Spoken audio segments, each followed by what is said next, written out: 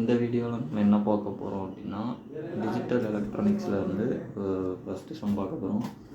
இதில் என்ன கொடுத்துருக்குன்னா, the minimum number of flip flops required to டிசைனை மாட் அண்ட் கவுண்டர் அப்படின்னு எத்தனை மாட் அண்ட் கவுண்டரு டிசைன் பண்ணுறதுக்கு எத்தனை ஃபிளிப் ஃப்ளாப் வந்து தேவைப்படும் அப்படின்னு கேட்டிருக்குது.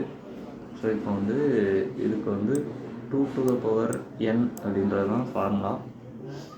இப்போ 2 to the power 3 போட்டோம் அப்படின்னா நம்மளுக்கு வந்து 8 தான் வரும்.